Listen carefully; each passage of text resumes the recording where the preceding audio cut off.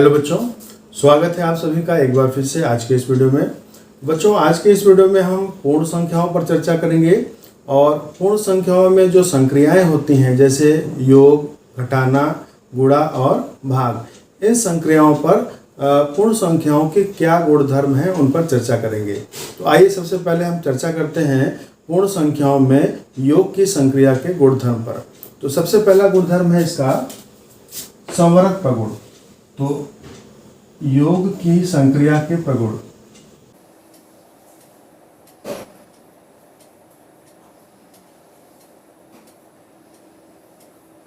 हम बात कर रहे हैं पूर्ण संख्याओं की।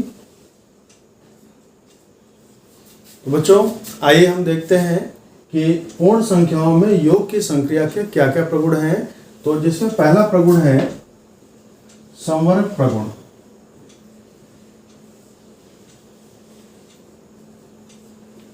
तो संवरक प्रगुण क्या है बच्चों? किसी भी दो पूर्ण संख्याओं का योगफल सदैव एक पूर्ण संख्या ही होता है, इसी को हम कहते हैं संवरक प्रगुण। आप उदाहरण के रूप में ले सकते हैं, दो संख्याएं हम ले रहे हैं 3 और 5। तो 3 भी एक पूर्ण संख्या है और 5 भी एक पूर्ण संख्या है, और जब हम इनका योगफल ज्ञात करते हैं तो 3 + 5 क्या आता है? 8। ये भी क्या है? एक पूर्ण संख्या। तो यहाँ भी आपको पूर्ण संख्या प्राप्त हो गई। यहाँ एक पूर्ण संख्या आपने ली थी और यहाँ भी पूर्ण संख्या लिया था, और जो योगफल प्राप्त हुआ ये भी क्या है? एक पूर्ण संख्या ही है। इस तरीके से हम कोई भी संख्या लें, हम शून्य को ही ले लें, शून्य में कोई संख्या हम जोड़ते हैं तो योगफल क्या होता है? वह भी एक पूर्ण संख्या ही प्राप्त होता है। यानी कि शून्य भी एक पूर्ण संख्या है, यह 3 भी एक पूर्ण संख्या है, और योगफल 3 प्राप्त हुआ, ये पूर्ण संख्या है। तो किन्हीं दो पूर्ण संख्याओं का योगफल सदैव एक पूर्ण संख्या होती है, इसे ही हम पूर्ण संख्याओं में योग का संवरक प्रगुण कहते हैं। तो आइए बच्चों दूसरा प्रगुण देखें। दूसरा जो प्रगुण है वो है योग का क्रम विनिमय प्रगुण।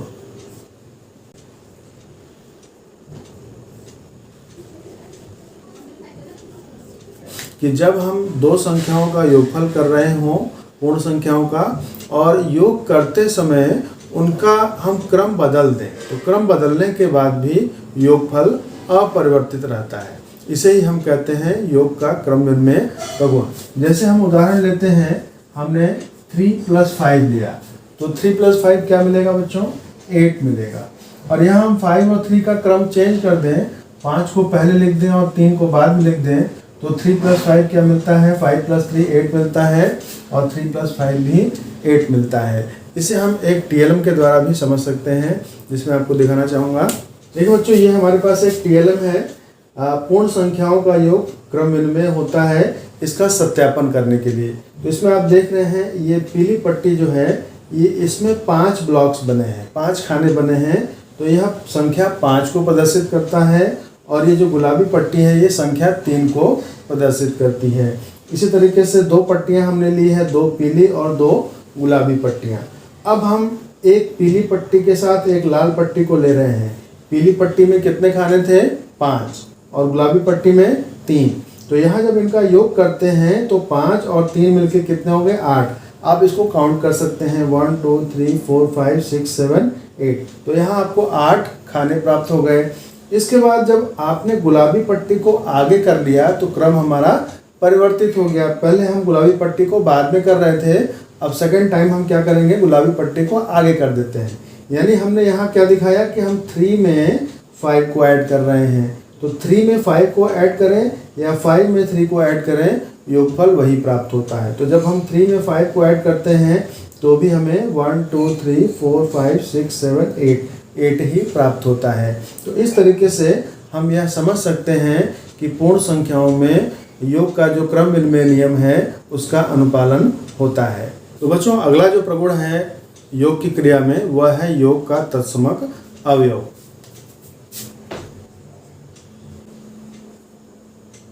योग का तत्समक अवयव।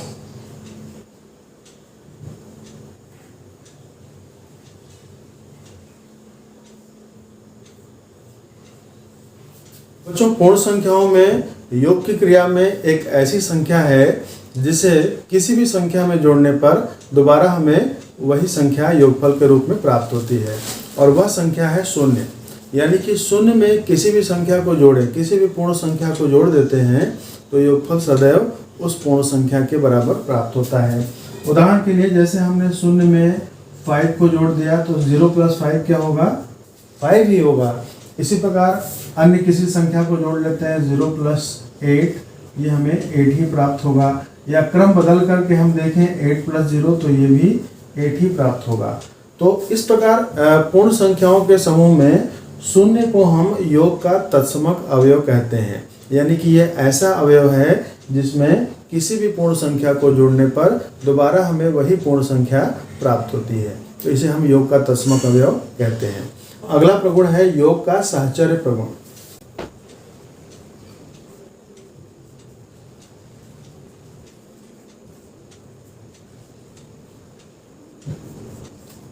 पूर्ण संख्याओं में योग के साहचर्य प्रगुण में हम क्या करते हैं, हम 3 संख्याओं को लेते हैं।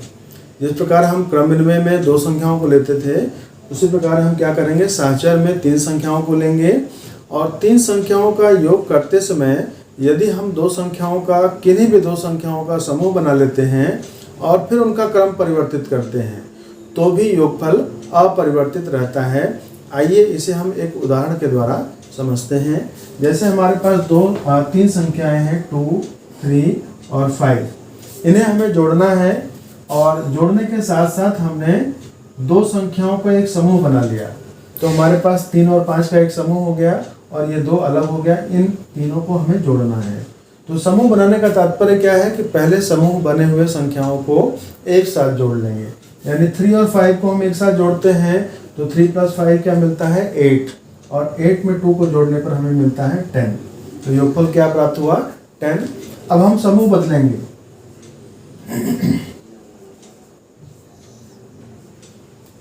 अब हमने समूह बदल दिया। अब हमने 2 और 3 को एक साथ ले लिया तो हमें प्राप्त हुआ 2 + 3 5। और इस 5 में 5 को ऐड करते हैं, जोड़ते हैं तो 5 और 5 क्या मिलते हैं, 10। इस प्रकार अब फर्स्ट एंड लास्ट 2 और 5 का हम एक समूह बनाते हैं और उसमें तीसरी संख्या को जोड़ते हैं तो भी हमें वही योगफल प्राप्त होगा। आप करके देखें, 2 और 5 को हम जोड़ते हैं तो क्या मिलता है, 7, और 7 में 3 को जोड़ेंगे तो 10। तो हर दशा में आपने 2-2 संख्याओं का समूह बनाया और समूह का क्रम परिवर्तित करने पर भी योगफल अपरिवर्तित है। तो इस क्रिया को हम योग का साहचर्य प्रगुण कहते हैं। तो इन प्रगुणों का प्रयोग आप आने वाले प्रश्नों में या प्रतियोगी परीक्षाओं में आने वाले प्रश्नों में जरूर करेंगे। इस तरीके से आपने पूर्ण संख्याओं में योग के 4 प्रगुण देखे। आइए बच्चों, अब हम देखेंगे घटाने की क्रिया में कौन कौन से प्रगुण होते हैं। तो बच्चों, पूर्ण संख्याओं में घटाने की क्रिया आप जानते हैं, और घटाने की क्रिया में कौन कौन से प्रगुण होते हैं अब हम इस पर चर्चा करेंगे। तो घटाने की क्रिया में जैसे कि हमने योग की क्रिया में किया था समरक प्रगुण, तो क्या ये समरक प्रगुण घटाने की क्रिया में भी लागू होता है? आइए हम चेक करें। हमारे पास 2 संख्याएं हम ले लेते हैं, 5 और 3 हमने ले लिया। तो हमारे पास 2 संख्याएं हैं जो कि पूर्ण हैं, 3 और 5। यदि हम 5 में से 3 माइनस करते हैं तो क्या मिलता है, हमें 2 मिलता है। ठीक है, तो 5 एक पूर्ण संख्या है, 3 भी एक पूर्ण संख्या है, और जो अंतर प्राप्त हुआ वह भी एक पूर्ण संख्या है। लेकिन क्या इनका हम क्रम अगर बदल दें या हम छोटी संख्या में से बड़ी संख्या को घटा दें तो क्या मिलता है, -2। तो यह जो है क्रिया समरक प्रगुण का जो पालन होता है वो सदैव नहीं होता है। यानी घटाने की क्रिया में समरक प्रगुण का पालन सदैव नहीं होता है। यहाँ आप देख रहे हैं पूर्ण संख्या और इनका अंतर मिला वो भी एक पूर्ण संख्या, लेकिन जब इसको हमने क्रम परिवर्तित कर दिया, 3 में से 5 को माइनस कर रहे हैं तो हमें -2 प्राप्त हो रहा है। तो यह क्या है, एक पूर्ण संख्या नहीं है, तो इसका पालन यहाँ पर नहीं हो रहा है। आप अन्य उदाहरण भी देख सकते हैं, जैसे हमने 2 - 8 किया तो क्या मिला, -6। यह भी क्या है, एक पूर्ण संख्या नहीं है। इस तरीके से समरक प्रगुण का पालन नहीं होता है।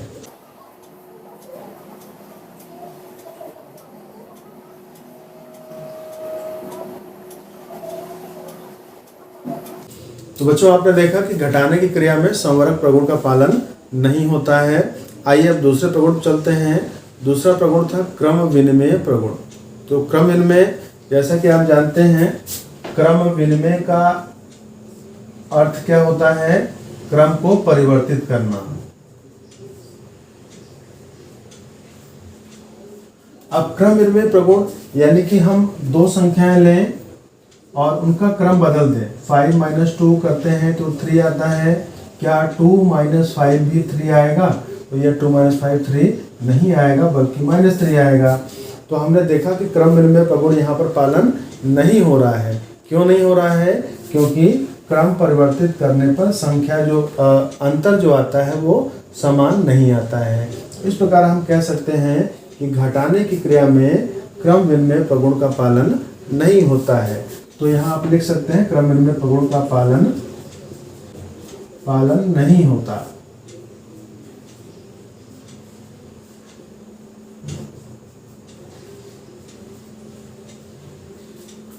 इसी प्रकार बच्चों, घटाने की क्रिया में तत्समक अवयव नहीं ले सकते हैं।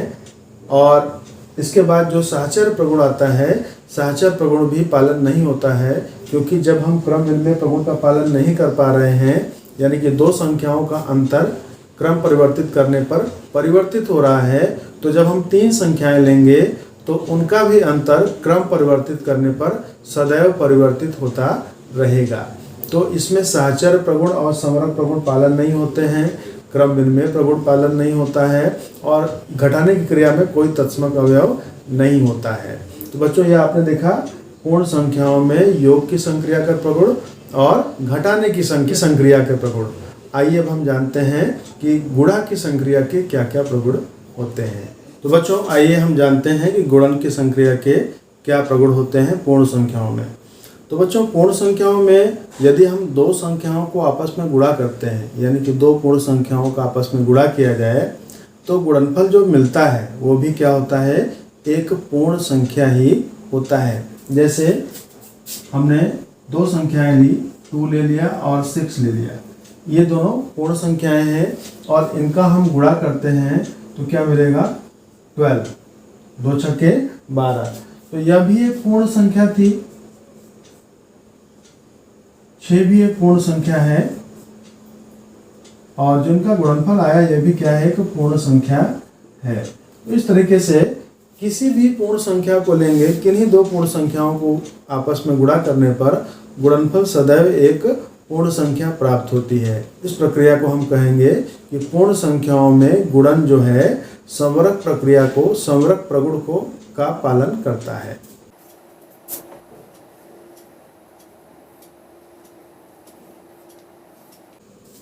ठीक है बच्चों, तो आपने देखा कि पूर्ण संख्याओं में गुणन की क्रिया में समरक प्रगुण का पालन होता है। ये आपका पहला प्रगुण था। आइए अब हम दूसरे प्रगुण पर चलें। दूसरा प्रगुण है क्रम विनिमय प्रगुण।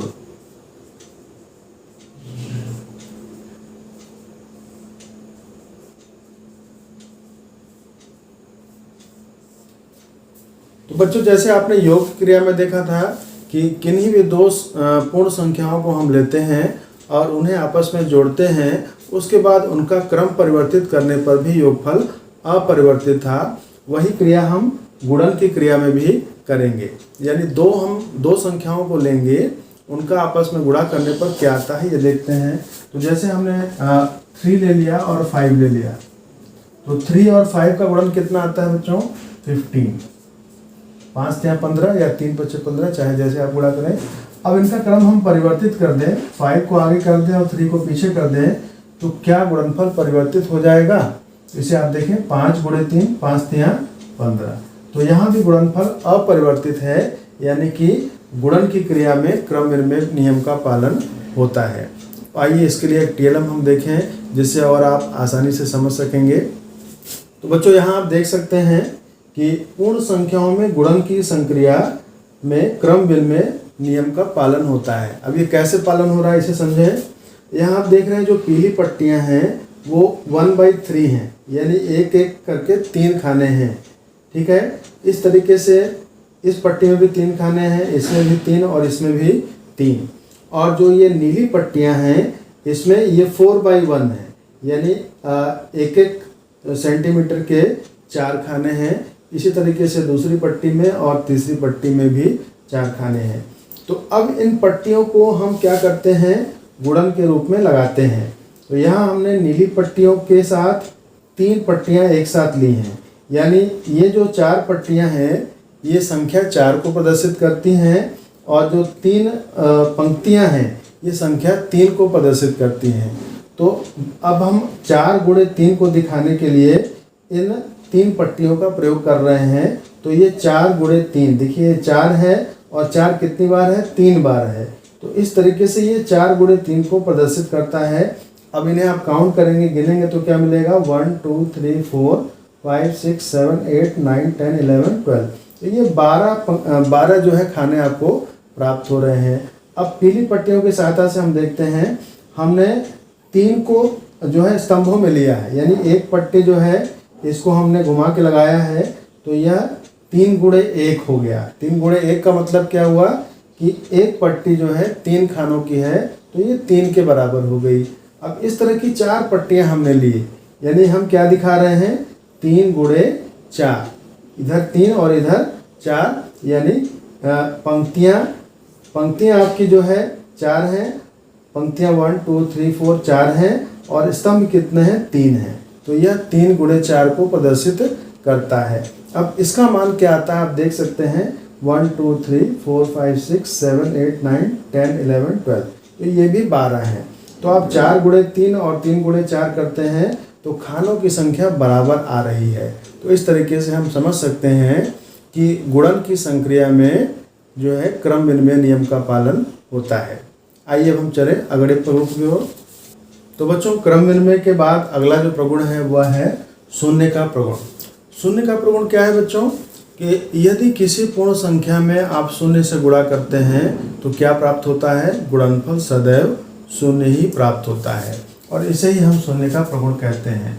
उदाहरण के लिए 0 गुणे 3 बराबर 0, 0 गुणे 5 बराबर 0। तो कोई भी पूर्ण संख्या लें और उसमें हम शून्य से गुणा करें तो गुणनफल सदैव शून्य ही प्राप्त होता है। इसे ही हम शून्य का प्रगुण कहते हैं। अगला प्रगुण है गुणन का तत्समक अवयव।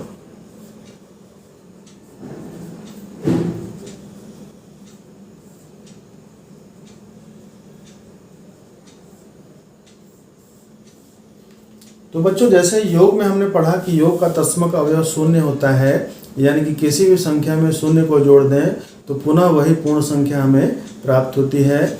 उसी प्रकार गुणन की संक्रिया में तत्समक अवयव क्या होगा, 1, यानी किसी भी संख्या में, किसी भी पूर्ण संख्या में यदि आप 1 से गुणा करते हैं तो गुणनफल सदैव वही पूर्ण संख्या प्राप्त होती है।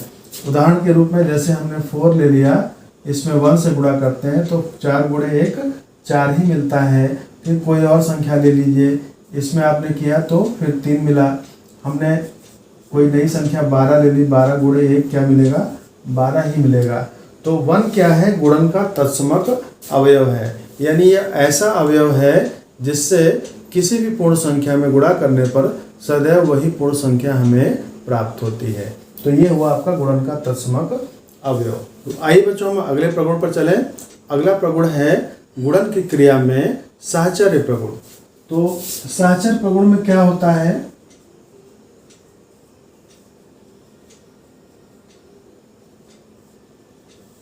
तो साहचर्य प्रगुण बच्चों हम सदैव 3 संख्याएं लेते हैं और 3 संख्याओं में से किन्हीं 2 का समूह बनाते हैं और समूह के क्रम को परिवर्तित करने पर भी गुणनफल अपरिवर्तित होगा। इसे ही हम साहचर्य प्रगुण कहेंगे। आइए उदाहरण के द्वारा समझते हैं। हमारे पास 3 संख्याएं हैं, 2, 5 और 6 हमने ले लिया। ठीक है बच्चों, तो 2, 5 और 6 हम यहाँ अगर ग्रुपिंग कर दें, हमने 2 संख्याओं का ग्रुप बना दिया और इनका गुणा करते हैं तो 6 गुणे 5 6 5 30 और 30 का 2 गुना करेंगे तो क्या मिलेगा, 60 मिलेगा। इस प्रकार अब आप गुणन के जो समूह बन रहे हैं समूह को परिवर्तित करें। तो हमने पहले क्या कर दिया, अब 2 और 5 का ग्रुप बना दिया।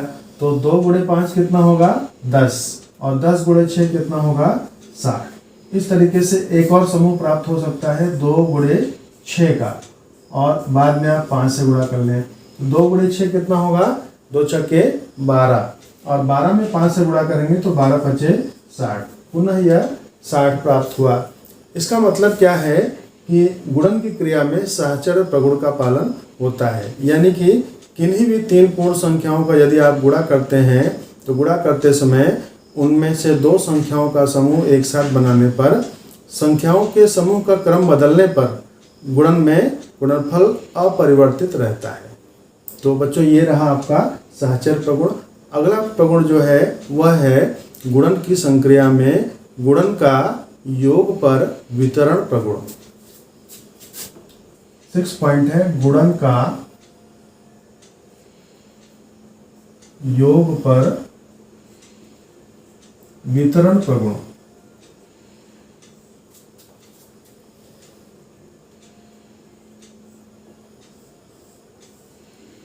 बच्चों यहाँ नाम से स्पष्ट है, वितरण का मतलब होता है बांटना, वितरित करना। जैसे आपको 15 अगस्त में लड्डू बांटे जाते हैं तो लड्डू वितरित करना, यानी कि इसी तरह से हम अगर संख्याओं को लेते हैं तो यहाँ आप देख रहे हैं गुणन का योग पर, तो योग ये हुआ और गुणन क्या हुआ, ये हुआ। अब गुणन को योग पर वितरित करना है। संख्याएं हमने लिए 5 और 3 और यहाँ हमने ले लिया 2, ठीक है। तो यहाँ पर इस गुणन को योग पर वितरित करने का अर्थ है कि यह 2 जो है इस 5 पर भी गुणा होगा और 2 का गुणा 3 पर भी होगा। तो यहाँ पर आपको क्या मिलेगा, 2 गुणे 5 प्लस 2 गुणे 3। इसे आप हल करके देखें, 5 दूना 10 और 2 तिया 6 यानी 16 मिल गया। अगर आप जोड़ लेते पहले तो 2 गुणे 5 3 8, 2 अट्ठे 16।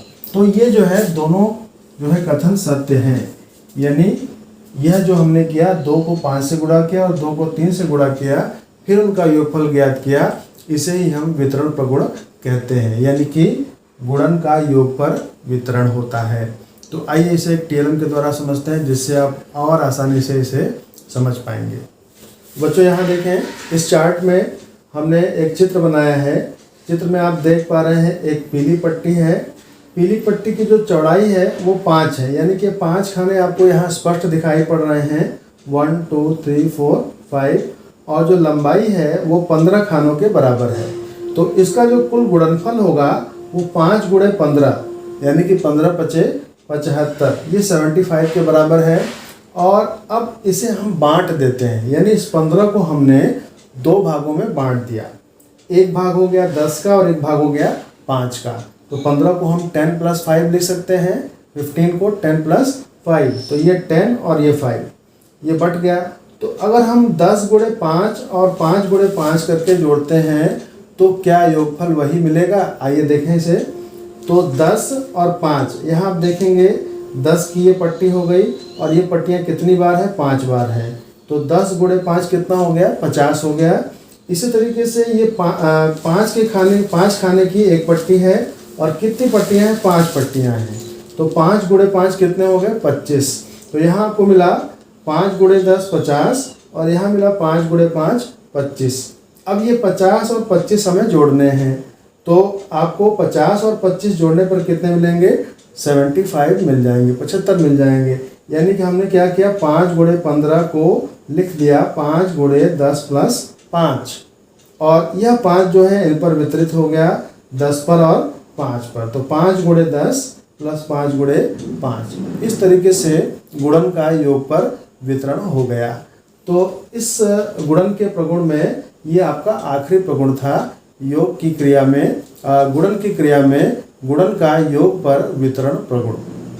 आइए बच्चों, अब हम पूर्ण संख्याओं में भाग की संक्रिया के प्रगुण को देखते हैं। तो सबसे पहले हम बात करेंगे समवर्ग प्रगुण की। जैसा कि आप समवर्ग प्रगुण पहले से जानते हैं कि समवर्ग प्रगुण क्या होता है। जैसे हमने योग में पढ़ा कि 2 पूर्ण संख्याओं का योगफल सदैव एक पूर्ण संख्या ही होती है। तो क्या वही नियम भाग में लागू होता है कि 2 पूर्ण संख्याओं का भागफल सदैव एक पूर्ण संख्या हो? क्या ऐसा हो सकता है? आइए चेक करें।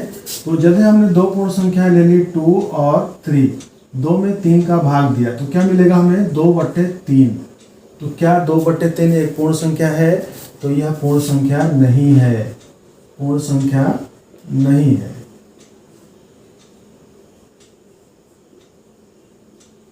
इस तरीके से आपने देखा कि हमने 2 पूर्ण संख्याओं को लिया और उन्हें आपस में भाग किया तो यह सदैव एक पूर्ण संख्या नहीं प्राप्त होगी। कभी कभी प्राप्त हो सकती है, जैसे कि हमने 6 में डिवाइड किया 2 से, तो क्या मिला 3। तो ये भी पूर्ण संख्या, यहाँ भी पूर्ण संख्या और यहाँ भी पूर्ण संख्या।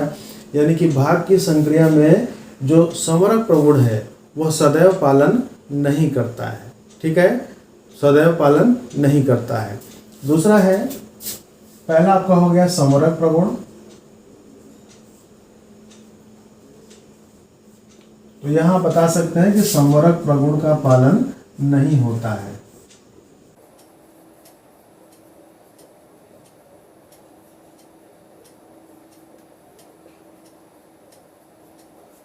अब दूसरा जो प्रगुण है वो शून्य से भाग। शून्य से भाग। बात बच्चों बताएं, किसी भी संख्या में हम शून्य से भाग देंगे तो क्या प्राप्त होगा। यानी अगर हम 2 में 0 से भाग दें तो क्या मिलेगा, 5 में 0 से भाग दें तो क्या मिलेगा। तो 0 का भाग हम किस प्रकार दे सकते हैं, यानी कि इसका मतलब हुआ कि 2 को शून्य भागों में डिवाइड करिए, शून्य भागों में बांटिए। तो क्या ऐसा संभव है? ऐसा बिल्कुल संभव नहीं है। 5 को शून्य भागों में बांटिए, तो शून्य भाग क्या होते हैं? कुछ नहीं होते हैं। तो 5 को हम शून्य भागों में बांट ही नहीं सकते। तो इस तरीके से किसी भी पूर्ण संख्या में शून्य का भाग परिभाषित नहीं है। यानी 2 डिवाइड बाई 0 ये क्या है? अपरिभाषित।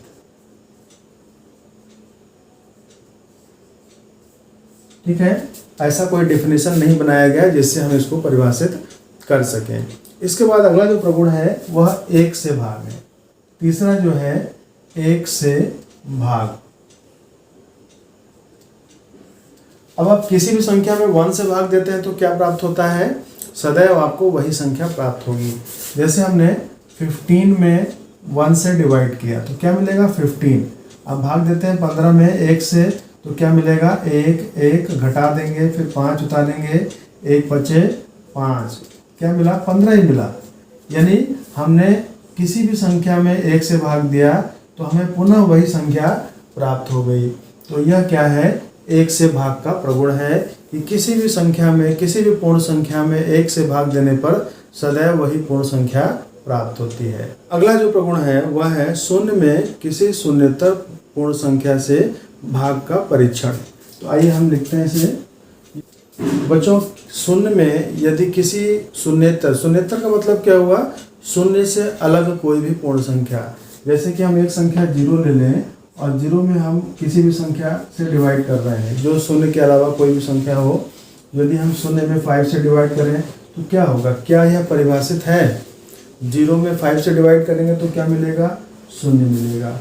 0 में 2 से डिवाइड करेंगे तो क्या मिलेगा? शून्य मिलेगा। यानी क्या 0 डिवाइड हुआ?